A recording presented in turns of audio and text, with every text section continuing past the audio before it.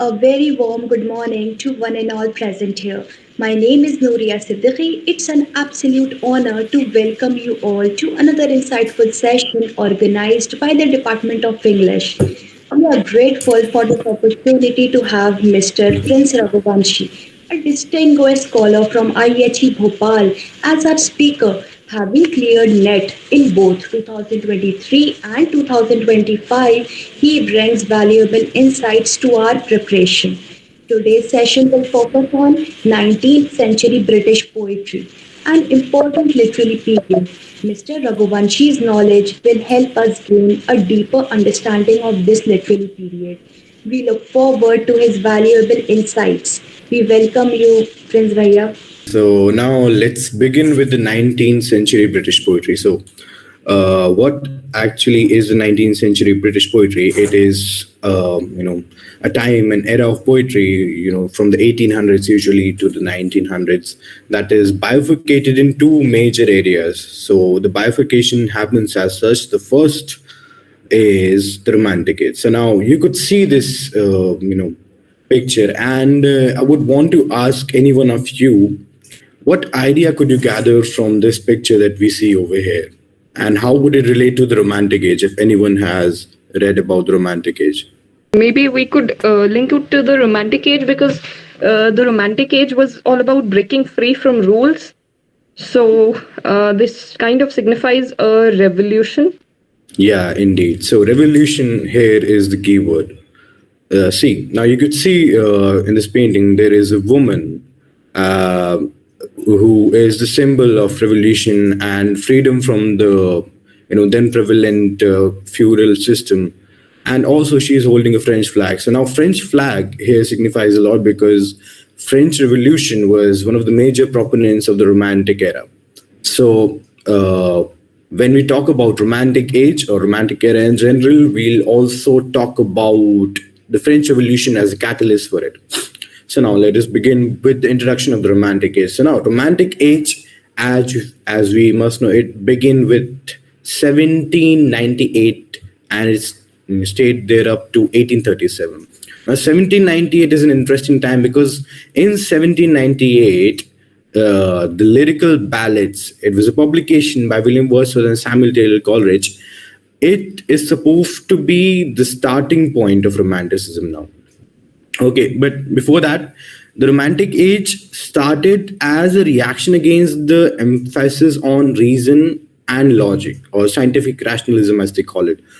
During the Enlightenment period, what happened, a lot of those thinkers, a lot of the people out there, they started gravitating towards this idea of logic and realism. And also the Industrial Revolution back then was prevalent. And therefore, it kind of attracted a lot of attention of the people back then and made them more so materialistic. And therefore, for the writers, the poets for in that area to break free from these ideas, they had to begin something that was not as mechanical as all the things were back then. So that is how the Romantic Age began.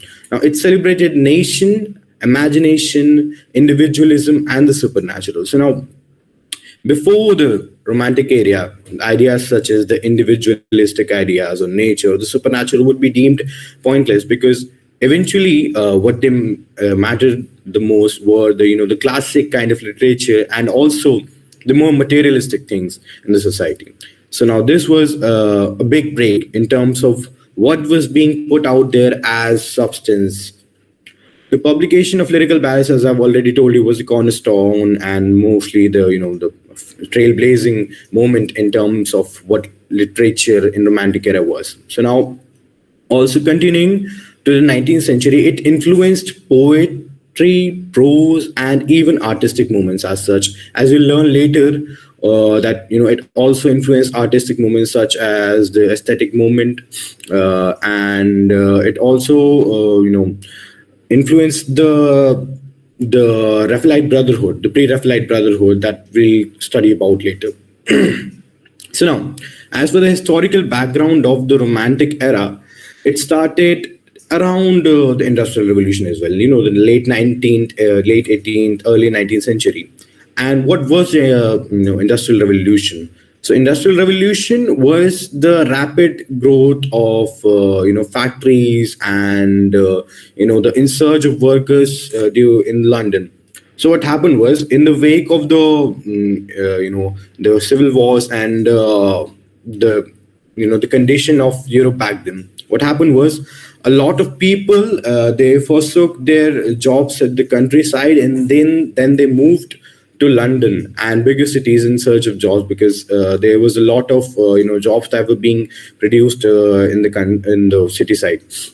But what happened was, because of this big insurge of people, a lot of those people had to settle in slums, and eventually there was a shortage of jobs, and you know the circumstances became dire at those areas. So industrial revolution was one of the major factors that led to the advent of romanticism, in terms of the ideas of industrial revolution being the environmental degradation and the exploitation of the workers, even younger kids as well.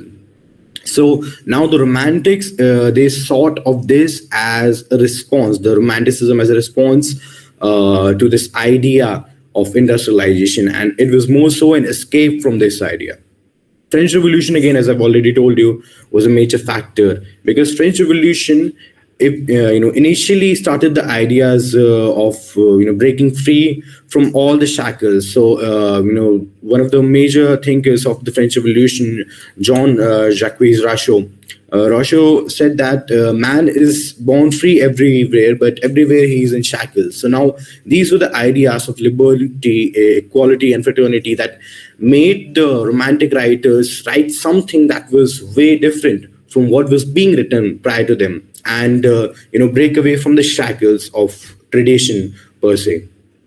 And therefore many romantic poets like Wordsworth, Shelley, they initially supported the French Revolution, because a lot of time that they wrote about was spent in the wake of the French Revolution. But what happened later, as every war becomes, the revolution was not a bloodless one. Eventually it did lead to a lot of destruction, and it did lead to a lot of war. So war was never condoned by the poets. So that is why eventually they were not very supportive of this movement, and because they became disillusioned by it. Disillusion, which means to kind of wake up in a way, in a metaphorical way.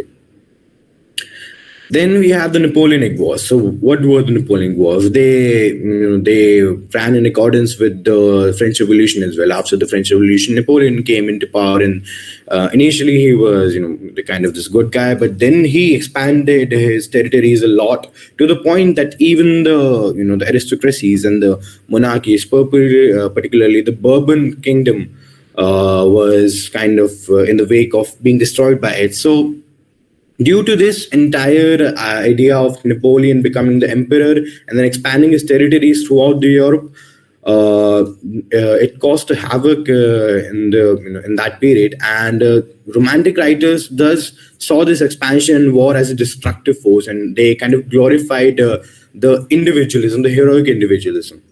And then the last point that kind of led, or was the historically relevant to the advent of Romanticism, was the decline of neoclassicism. Now, what is neoclassicism? Does anyone have you any idea? And can if you could name a few of the neoclassicist poet? Basically, neoclassicists, they copied classical literature from like Greek poets, and they focused on rigid structure. Also, some poets were John Dryden, Alexander Pope, and yes, their work was quite rigid, and they wrote in, I guess, late 18th century or 17th century. Yes, so exactly, you're right. So these poets exactly they kind of imitated the sublimity or the idea of greatness that the classics carried, the Greek or the the Roman classics like Homer's Iliad or Odyssey. So now these poets, initially though they were inspired by the Greeks, they also kind of satirized the then prevalent idiosyncrasies of the societies. because I mean, these poets, they saw the society through a different lens. Mr. Pope in particular, and Dryden also saw the society differently. So now a lot of the works prevalent back then, for example, Absalom and Achitophel by Dryden, and then Rape of the Lock by Pope. So now both of these are written in the same form, that is the heroic couplet, but they are very different in terms of the substance that they carry, because while Rape of the Log was a mock heroic epic, and it kind of exaggerates the idiosyncrasies and mocks the idiosyncrasies of the society back then, Absalom and Achitophel is relevant as it is kind of like an allegory to the rule of Louis XIV back then. So yeah, sorry, Charles VI back then. So that is something that you need to look upon in terms, in terms to establish a relevance to the currently going romantic. So yeah, what were the basic ideas of these writers were that they stuck to a very rigid form that was inspired by the Romans and the Greeks, the classicists, and the free expression wasn't much of a choice, and they used a very archaic sort of language, a very rigid vocabulary. So, and they moved away from logical order, and they were very rigid to the logical order. On the contrary, and the Romantics, they in opposition to this idea, they moved away from logic and reason. Now, I'll need to brush up really quick through this lecture because we also have the Victorian poetry. Now, major themes I'll just quickly brush up through: nature and sublime. So now, Romantic poets believe that nature was the true source of inspiration. As you might have heard, Coleridge and Mr. Wordsworth, he wrote a lot about nature. He found nature as the teacher, mother, everything. Then imagination and emotion. Imagination was, I think, one of the major factors in terms of what they wrote back then. They, imagination also kind of carried the idea of individualism, and that is why they focus more on imagination. Also, Keats' concept of negative capability. Now, what was the concept of negative capability? It talked about a certain beauty without explanation. He talked a lot about beauty, Mr. Keats, and uncertainty, embracing the uncertainty and beauty without kind of any kind of explanation. Individualism and subjectivity, they did not copy, they did not imitate any writers of the previous era. So a lot of these writers, they were more subjective in their approach, and the substance matter in terms of what they wrote. Supernatural and Gothic elements that you could find a lot in Coleridge's work, and for example, the Ancient Mariner, that he wrote a lot about the mystical side of the poetry, the unknown, the ghosts, the spirits, whatever you might term it. Then the melancholy and the transience of life. Keats even has I think it's Keats who has a ode named Ode to Melancholy. So yeah.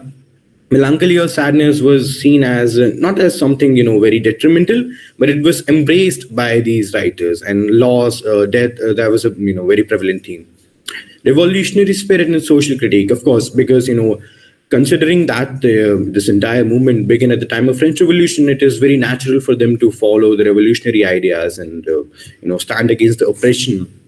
So also Shelley, in this particular context, was a very revolutionary guy. He he even got expelled from Oxford later, that we see. Styles, they were very spontaneous, they were very simple, they did not use any kind of archaic language a lot, and they used language that was very colloquial as in the very easily understandable to the people in general, to the common people. Then lyricism was a major factor over here, because the metrical side of poetry was very much important to these people. For example, Wordsworth in particular used meter a lot, and lyricism kind of gave it a musical quality to the poems. And they also, kind of restarted using the old forms like odes, sonnets, ballads, etc. Symbolism and imagery can be found a lot because nature was a main factor over here. They experimented with the traditional forms. For example, while Wordsworth wrote in blank verse, Keats wrote odes, and Coleridge, he wrote a lot of dramatic monologues.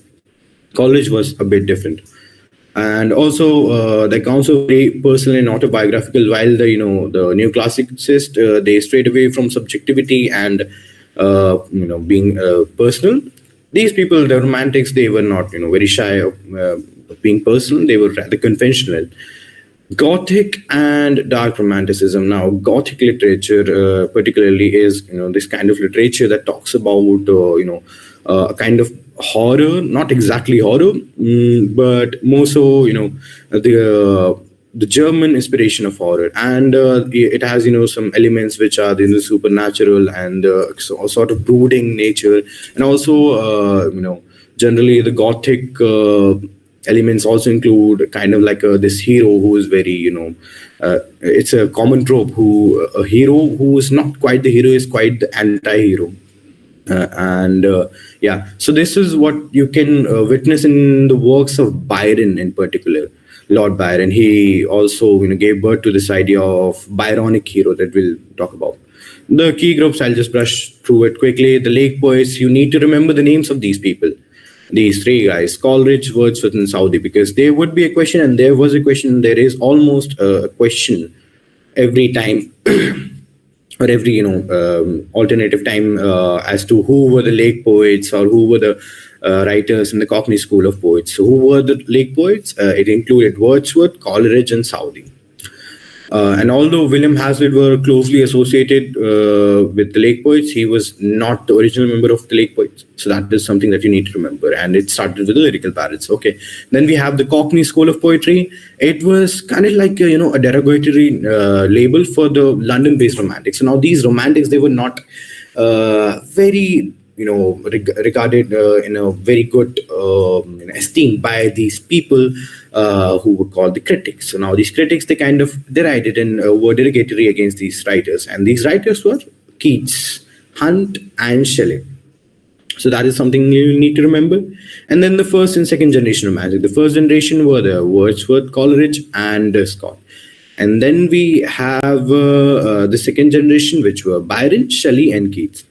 They expanded the romantic ideas, and they were bolder in terms of their expression.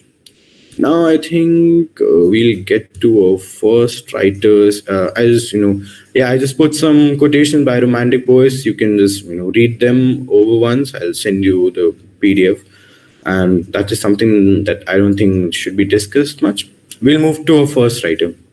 The first poet, Mr. William Wordsworth. He's probably the most famous poet in terms of what romanticism is. And he is known as the father of romanticism because in 1798, the work that he wrote, Lyrical Ballads, it marked the beginning of the Romantic movement. And then again, he talked a lot about nature as, a nurturer, a teacher. For example, there's this quote: "Nature never did betray the heart that loved her." And also, I think you must have heard this very famous quote by him that is repeated over and over to any literature student. That is, poetry is the spontaneous expression of powerful emotions recollected in the moments of tranquility, or something along those lines. Yeah, so that is one famous quote by Mr. Wordsworth. He has also been the Poet Laureate of Britain. The Poet Laureate is actually a position that is given by the Emperor or Empress of the Queen of Britain. And so he held this position for quite some time, from 1843 to 1850, 7 years he held this position. And he was very much influenced by the French Revolution and the ideas of liberty and democracy, of course. Now, his important works, or his key works, are Lyrical Ballads. Now, Lyrical Ballads, it was published in 1798. He published, co-publishes along with Coleridge, Mr. Samuel Taylor Coleridge, who again was another member of, the Lake Poets. And it includes poems, very famous poems such as The Tinton Abbey, We Are Seven, and The Idiot Boy. Now, the preface to the Lyrical Ballad, it was published in 1800. Now, it was his manifesto on romantic poetry. Now, this was kind of like a critical work more so, not a poem exactly, not poetry exactly, but he, defended or kind of, gave an introduction to the people as to why his poetry is the way it is, and why it is a break from the Augustan tradition, and why has he written it this way.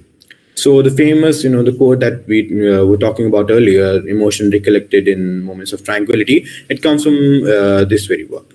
Then we have the prelude. The prelude is an autobiographical poem that explores his growth as a poet. And then we have this another poem, the Intimations of Immortality. It reflected, on the loss of childhood and growing up. So a loss of childhood was a very prevalent theme, which is also, reflected in Daffodils, which was also co-titled as "I Wander Lonely as a Cloud."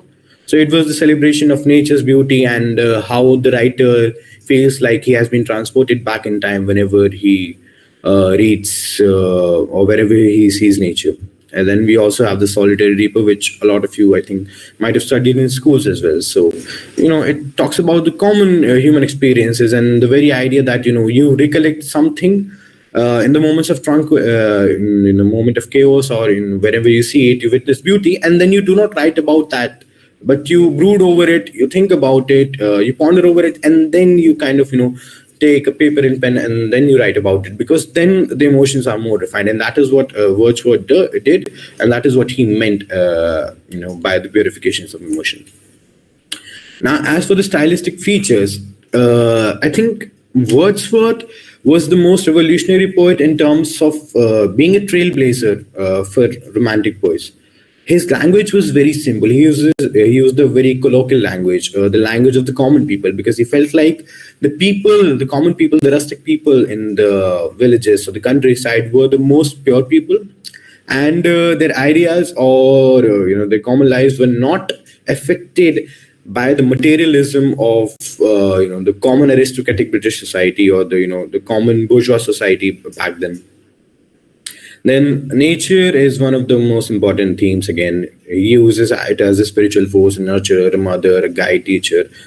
And he emphasized a lot on emotion and imagination, because, as you know, the spontaneous overflow of powerful feelings is, again, testimony to the power, the agency of emotions and imagination in terms of writing poetry.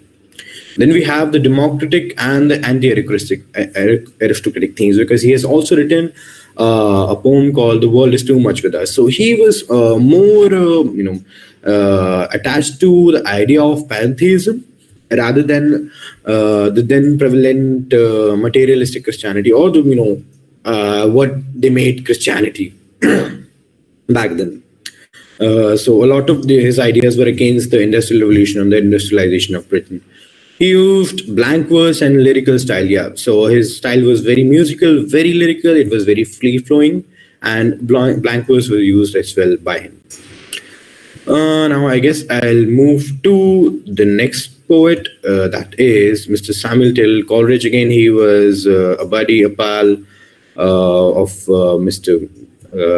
Wordsworth, and he was born in 1772. So you also do need to remember the birth years of these people, because again, there was this question last time that you had to organize the birth years of these people in a chronology. So chronology questions are very prevalent in UGC NET these days. So even though it does not hold any very influential value in terms of what it gives to you, you just need to remember it's more of rote learning again, but then you have to remember these dates. So now you know that Wordsworth was born before Samuel Taylor Coleridge, 2 years before Samuel Taylor Coleridge. So he was a romantic poet again, and he was a co-founder of Romantic Movement again. And his most prominent work is the lyrical ballads.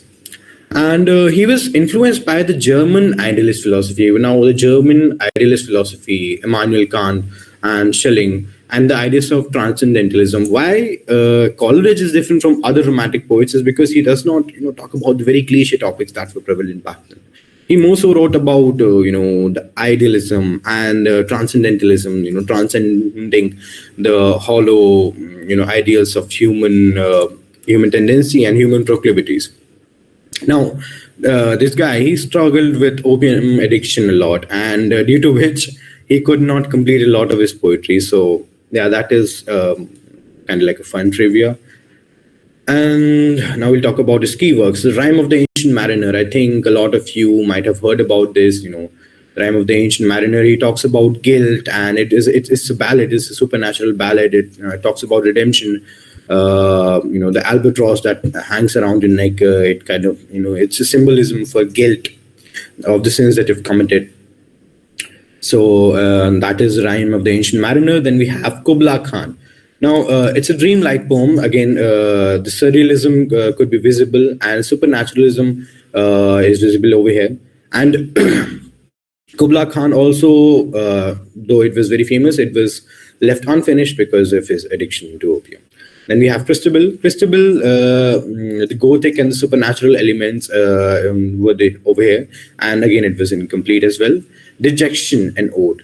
Dejection, I think if you're in third year, it might be in your syllabus as well. Dejection, it's an autobiographical meditation on the poetry and inspiration. So, he talks about himself. He talks about being dejected from society, and the elements of nature are talked about here as well. So it kind of runs parallel to being dejected in a world, and the personal and the natural elements being put side to side. His critical work, Biographia Literaria, he talks about the literary theory, and it's more of a critical work, and he talks about the ideas of imagination versus fancy as well. He has also written about Shakespeare, lectures on Shakespeare that influenced, how his work was influenced by Shakespeare's dramatic genius. Now, stylistic feature, imagination and fancy that he wrote about in his critical work. And then we have supernaturalism that could be found in Ancient Mariner and Christabel. So now he blends the mystical ideas with the psychological depth, because when you read poems such as The Rhyme of the Ancient Mariner, you go into the psychological build of the character. So that is one thing that was very different in terms of what was being written back then. Symbolism and allegory. A lot of his poems are allegorical in nature, and they're very philosophical. Then we have Gothic influences. Of course, if there is supernatural, there are supposed to be Gothic influences as well. He used a lot of archaic diction, which means the kind of older sort of language. Musicality was also there, and he experienced with the meter. He experimented with the meter, and he was kind of attracted toward pantheism. He was inspired by nature, but the more metaphysical, the more transcendentalist direction or dimension of it. Then we have Robert Southey. Robert Southey was one of the lake poets, and he served as the poet laureate of Britain from 1813 to 1843. So now he again was born 2 years later, after Samuel Taylor Coleridge was born. His major works, the Thalaba, the Destroyer, is an epic. It's an unrhymed epic in verse form, and it was influenced by Orientalism. So now Orientalism, again, is the study of the Eastern civilization and Eastern philosophy by the Britishers. Then we have Madoc, a poem by a Welsh prince in Americas, and The Curse of Kehama. It was an epic inspired by the Hindu mythology. And then we have Roderick, the Last of Goths, a historical romance in verse. So Mr. Robert Southey, he was influenced a lot by the Eastern philosophies, as you could see in a lot of his works. And he kind of combined the metrical qualities, the stylistic features of the British poetry, and put it together along with the substance from the Eastern civilizations. Then we have a couple of his prose works as well that you could go just brush through really quickly. Stylistic features: he wrote a lot of epics, epic narrative style. His style was very epic, and it was very sublime, very lofty. And he took a lot of inspiration from historical figures as well. Just like Ben Jonson took a lot of inspiration from historical figures. Dryden did the similar thing, and so he was inspired by the Orientalists a lot, the Hindus, the Muslims, the Welsh legends. A lot of these, the mythical and the Orientalist ideas inspired him a lot. He experimented with the verse forms. He used unrhymed quatrains, and he also wrote about the typical romantic elements such as the nature and the individualistic heroism. Then we have, I think, him, the playboy of that generation, Mr. Byron.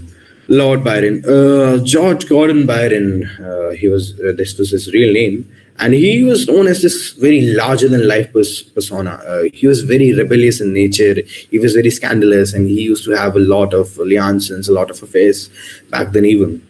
But even after being all that, the man was very educated. He was very edified, and he was one of the most important writers in terms of being a trailblazer in romantic poetry, because he did not write similar to what the other poets wrote at that time. He used to travel a lot. The man traveled a lot. He went to Greece, he went to Italy, he went to Switzerland, and he also died fighting for the Greek independence. Now, there is this important and very funny fact about Lord Byron, that he died in Switzerland, and because of his aversion towards the Britishers, and because of his his idiosyncrasies, the English people, they did not accept his his corpse, and the Swiss people, they were readily accepting, and the Greek people, they were readily accepting of his corpse, and he is buried in Greece, and he is not buried in England. So that is an important and a fun fact about it. And he created this archetypal concept, which is called the Byronic hero. Now, Byronic hero, I would want to ask you all a question. Do you know any examples of a Byronic hero? I think a lot of you must know. Can anyone of you give me an example of a Byronic hero? Okay, so does anyone of you have any clue about Byronic hero? And can you give me an example from literature? Mr. Rochester in Jane Eyre.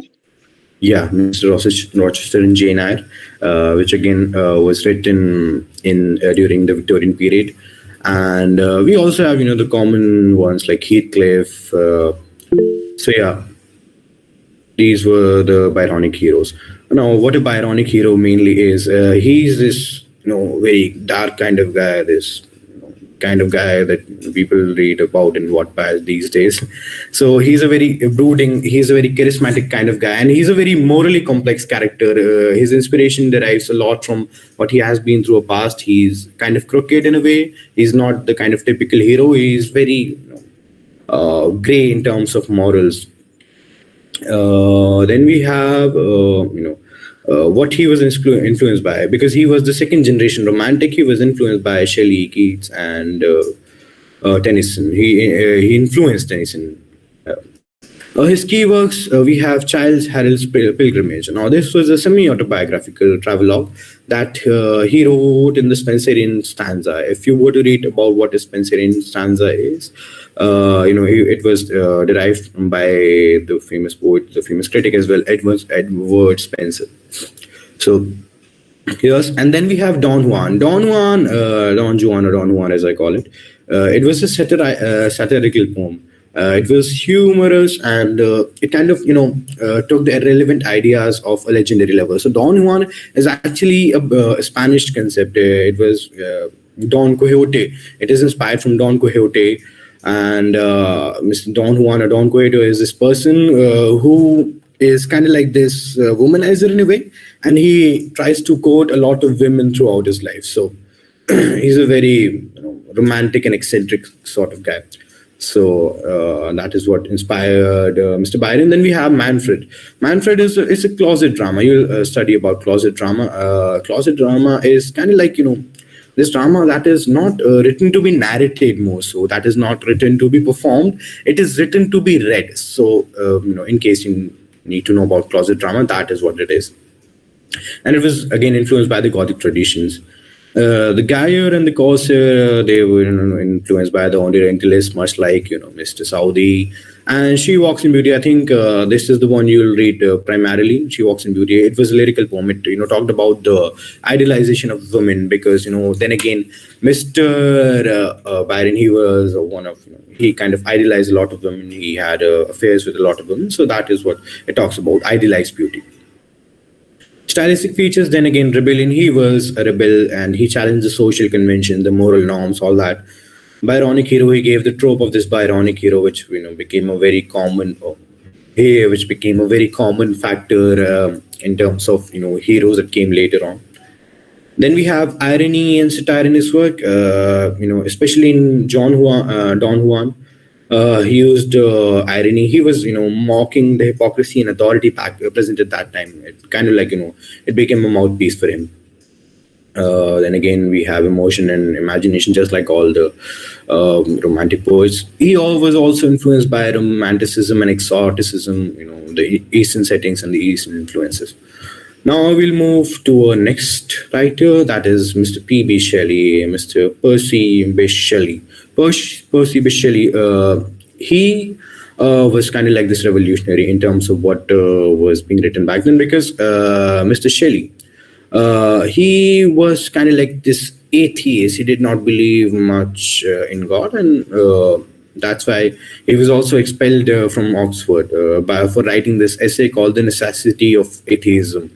And he was influenced by two people: William Godwin, he was a philosopher, and then Mary Wollstonecraft. So Mary Wollstonecraft was actually a lady, and you will also study about her in feminist literature if you ever will.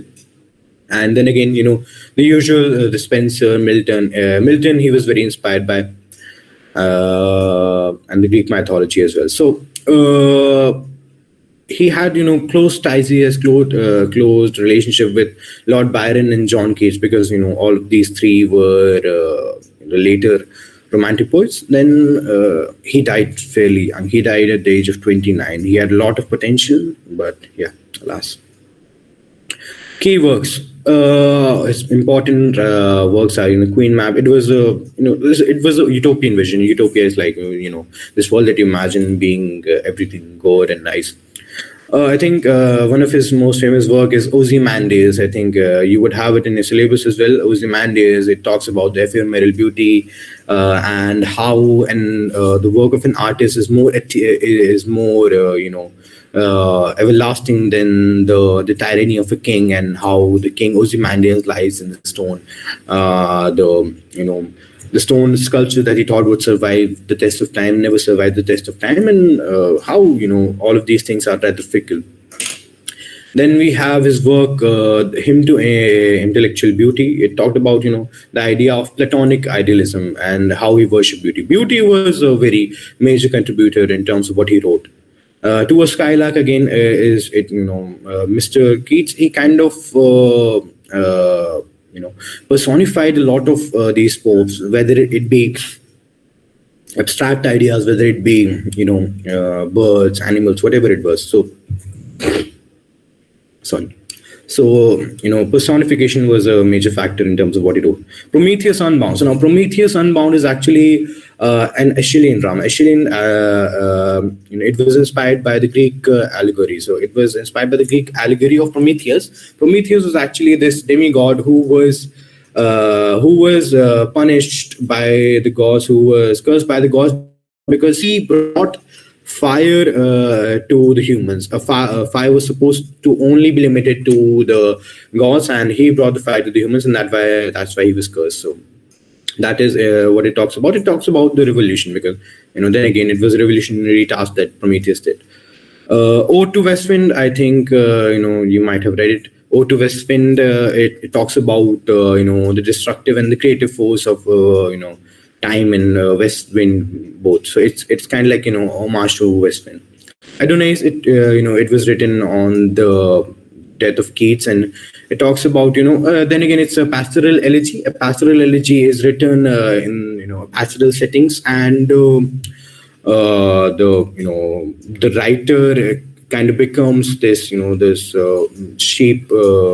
He becomes a herdman, and the other ideas that affect the pastoral elegies are a natural setting and the descriptions of nature that go along with the idea of death. Now, what were his stylistic features again? He was lyrical and melodic, kind of this sonorousness, musicality, euphony in his writing.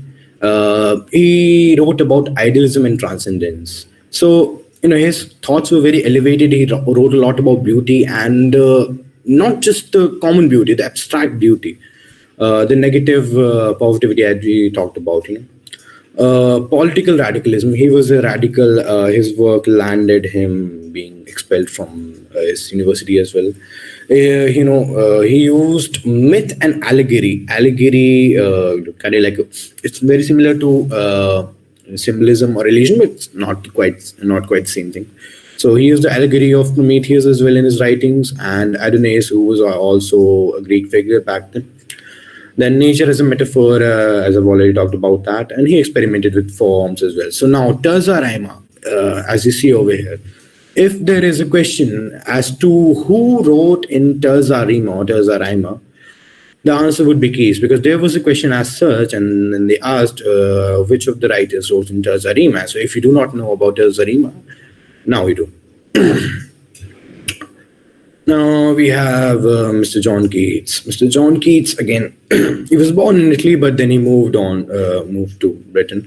And he was, again, a second generation romantic poet, and he was influenced by classic mythology, the Renaissance poets like Shakespeare, Spenser, Milton. And, he wrote in the Spenserian sonnet form as well. So they were, yeah. Beauty, transience, the idea of death, mortality, they were very prevalent themes in his writings. And the concept of negative capability. Now, negative capability, again, is the ability to embrace the uncertain and the beauty of life and the mystery of life without seeking any rational explanation for it. His style was very sensuous, and his descriptions were very rich, and he had this sort of musical quality and aesthetic experience when he read his works.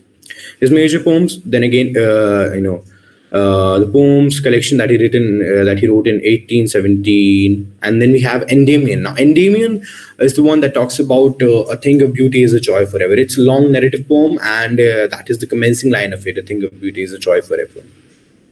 Lamia, Isabella, the Eve of Saint Agnes, and the other poems. It was a collection of poems, and that it also includes his greatest odes. Now, odes is a form that was perfected by Mr. Keats. And here are some of his more famous odes. Ode to Nightingale, it talks about the transience of life and how art is more permanent than any other form of existence. Then we have Ode on Grecian Urn. You can also see the elements of the permanence of art, the inspiration from Shakespeare in terms of what art was, as he wrote in Not the Gilded Monuments as well. He talks about the permanence of art in True Love as well. So, or how shall I compare thee to a summer's day? So that is quite the similarity that you have between Keats and Shakespeare. And then we have Ode on a Grecian Urn. He talks about beauty is truth, truth is beauty. And Ode to Autumn as well. It talks about nature cycle and acceptance of old things falling apart and new things coming to existence. His stylistic features, he was very sensuous in his approach to poetry, and musicality was a common feature in it. So now we are already lagging behind in terms of what we were supposed to discuss in Victorian poetry.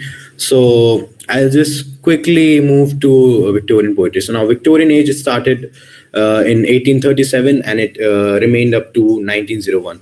And it talked about the reign of Queen Victoria, coronation of her. As you can see in this picture, this was the coronation of Queen Victoria. I would have asked you the question, but now we lag behind and we do not have much of time. So yes.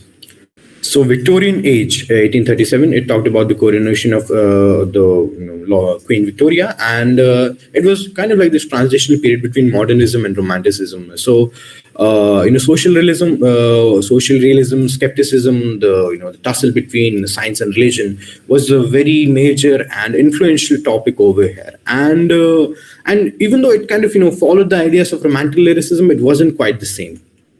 It was influenced by the Industrial Revolution again, and the urban society was in dire circumstances. Poverty was everywhere, and therefore the writers, they talked more about realism back then.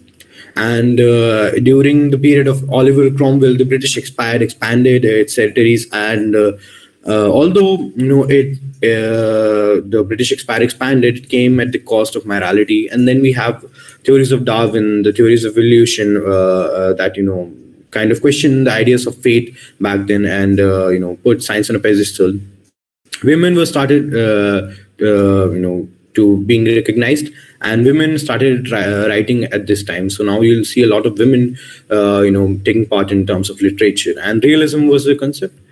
Now we'll talk about a first writer from the Victorian age, Mr. Alfred Lord Tennyson. So, Mr. Alfred Lord Tennyson, or Tennyson in general, as we call him, he was born in 1809, and he was a poet laureate of United Kingdom from 1850 to 1892. So that is a very long time. 42 years in particular, and he was the most important representative of this time. He was influenced by Romanticism, particularly Wordsworth, and he uses musicality, and blank verse is one of his main, tropes that he used in his poem. Dramatic monologues again. He mastered the blank verse and lyrical quality in his poems. So one of his most famous poems again that you might have heard is Ulysses, that was inspired by the Greek myth of Odysseus, Homer's Odyssey. And then we have In Memoriam. In Memoriam, it was actually written in the memory of his friend Arthur Hallam. And In Memoriam was one of the most famous poetries or poems of Queen Victoria back then, that kind of played the entire role in making Mr. Tennyson the poet laureate. Tithonus, it talks about immortality as a curse, and it is inspired by the Greek mythology again.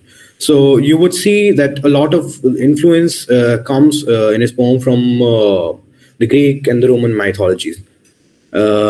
And again, his qualities, he wrote dramatic monologues. Dramatic monologues is actually a kind of monologue where an important important twist, sort of like a climatic moment in a poetry or a poem is revealed by this this character, this main protagonist, who is also the speaker.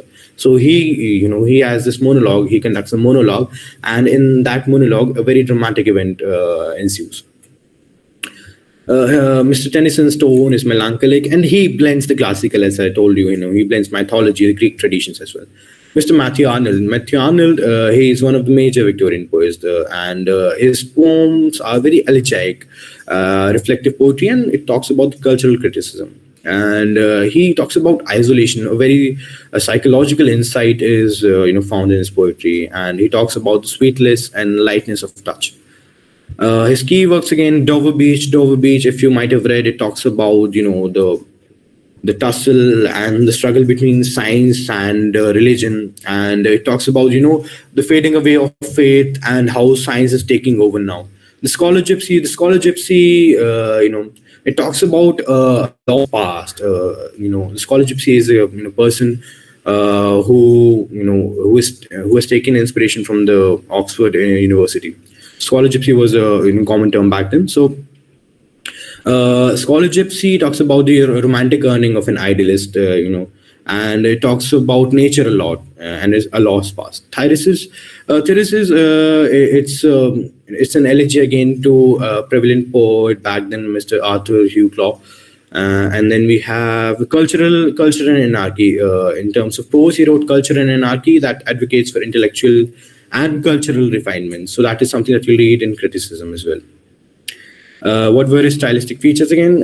He was very melancholic and reflective in tone, and classical influence. He was influenced by the Greek and Romantic ideas. Symbolism were used in his poems. For example, nature, sea, and isolation. Again, in Dover Beach, he used that. Then we have Robert Browning again, a very influential poet, and his spouse were, Mrs. Elizabeth Barrett Browning. One of his most advanced form he had expertise in was dramatic monologue. So dramatic monologue again, I told you, it talks about the psychological realism and the psychological setting of the narrator of the poem.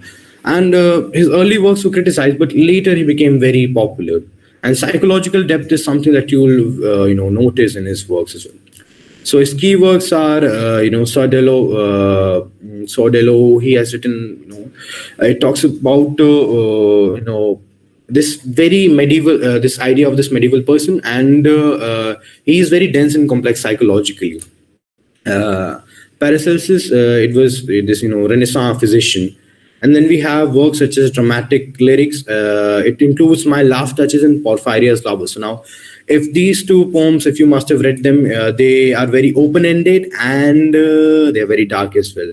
So dark humor in particular, or a very dark, psychological bent of mind, is seen in Robert Browning's poem, which is quite ironical to the fact, ironic to the fact that he is an optimist through and through. So that is something interesting to know about him. And we have dramatic romances in lyrics that talks about dramatic monologue again. Last Ride Together again was written by Mr. Browning, and then we have Rabbi Ben Ezra as well. The Ring and the Book. This is something that you need to remember. It's a 12 book epic based on the real murder trial in Italy. So that is something that you need to remember. Dramatic Idyllist. It's later poems as well. And Men and Women include Fra Lippo and Andrea del Sarto. So these are two of his more famous dramatic monologues. Stylistic features, again, dramatic monologue. We could talk about it at length. Psychological complexity. So the dramatic monologues kind of reveal the entire psychological setup of the narrators, of the characters. And then he also used irony and ambiguity. Ambiguity to keep the poems open-ended and to not kind of reveal the entire the end of the poem, to leave it to the readers per se. He used the colloquial language and realistic language, which was different from quite like the romantic poets. His tone is very conversational as well. Then we have Miss Elizabeth Barrett Browning. So now one of the few women poets of that era. And she was married to Robert Browning, and she advocated for a lot of social rights. He talked about the abolition of the slavery back then, and also the industrial revolution made kids work in the factories as well. So that is what she talked about a lot. Then she also advocated for women's rights and social injustice. And she later went on to influence American poets such as Emily Dickinson. And some of her famous works are The Cry of the Children, that talks about the chimney sweepers and the child labor that was prevalent in the Victorian society. And then we have sonnets from Portuguese. So now these 44 love sonnets. Portuguese, they were supposed to be about a lover, that is Mr. Robert Browning. And there are the famous lines from this poem: "How do I love thee? Let me count the ways." So that is one of her famous works. And then we have her collection Aurora Leigh. It's a verse novel on a struggle as a woman writer, because back then women writers were not very encouraged in terms of writing, and they had to publish under the pseudonyms, which were not their real names as well. And what were her stylistic features again? She blends romanticism and Victorian realism. While she advocates for social justice, she also writes about very powerful personal emotions as well. She is feminist in her approach. She advocates for women's independence in her novel Aurora Leigh, and she is against the ideas of imperialism and child labor as well. She uses blank verse a lot. She writes sonnets a lot, and she explores the ideas of faith and morality. Now I'll just take two more writers, and then I'll be over with. That is Mr. D.G. Rossetti. D.G. Rossetti, Dante Gabriel Rossetti, he was also a painter and a translator. He is one of the main members of the Pre-Raphaelite Brotherhood that was found in 1848. And love, beauty, medievalism, mysticism, a lot of these influences work. Now his key works are The Blessed Demoiselle. Now this Blessed Demoiselle, it talks about a lady who is waiting for her lover, and she is in heaven while her lover is on the earth, and sometimes she looks upon her lover from the arch of heaven. And it's also inspired by a painting by Dante Gabriel Rossetti. So if you were to take time out and look at the paintings that were painted by these writers or poets of the Pre-Raphaelite Brotherhood as well. Sister Helen, it's a dramatic ballad which has Gothic elements as well. And then Jenny, it's a critique of the hypocrisy that prevailed in the Victorian era. Then we have his other works such as ballads and sonnets. It talks about mortality, art, and love, because he was artist through and through. What were his stylistic features? Again, sensuous imagery was very popular in his works, and then again we have a sort of musicality, a melodic, euphonic tone. He uses alliteration, repetition, and internal rhyming a lot. Symbolism and mysticism were very popular, tropes. And he was inspired by the Renaissance and the medieval literature, because his art was also inspired by the medieval and the Renaissance paintings as well. So that is something that you can see the resemblance of. And yeah, duality of love. So he talks about love as both destructive and divine. And a pictorial quality can be seen in his poems as well. They are painted with vivid details, just like his paintings as well. So now, his sister Christina Rossetti, she was also one of the famous poets during the Victorian era. And she was also the member of the pre-Raphaelite movement as well. So she wrote lyrical poetry as well. She used a lot of symbolism and melancholic tone. And her famous works include The Goblin Market. It's a long narrative poem. It talks about the themes of temptation, desire, sacrifice, and sisterly love. Remember, it's a Petrarchan sonnet that explores death and the idea of memory entirely. And in the bleak midwinter, it's a Christmas carol. Christmas carols, songs that are sung on Christmas. A birthday, it talks about the natural imagery. And then we have When I'm Dead, My Dearest. It talks about detachment. A Princess Progress, it's a poetical allegory on missed opportunities. Then the features, she wrote at length about religion and Catholic imagery, or her faith in Catholicism is reflected in her poetries as well. No, not overtly, but she was also feminist in her, exploration of ideas of feminism, or her experience as a woman in particular. We also see the pre-Raphaelite imageries, the vivid, detailed portrayal of nature and beauty as well. And she wrote simply, but she had a musical touch in her language. I'll leave the rest of the writers on you, except for Edward Fitzgerald. Why Edward Fitzgerald? Because he wrote Rubaiyat by Omar Khayyam.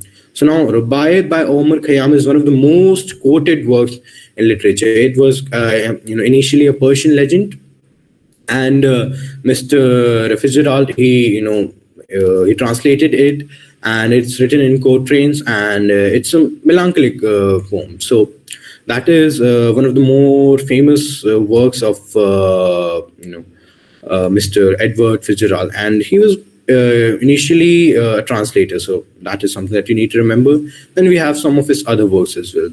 So I think this much would be enough for right now, because there are other writers as well to talk about. But then again, we are short on time. Again, to cover Victorian and Romantic writers in 1 hour is not very convenient again. But I'll leave you with the PDF of this lecture. So it's a 73 pages long PDF. It's huge. But I think it will cover most of the writers and the themes and elements as well.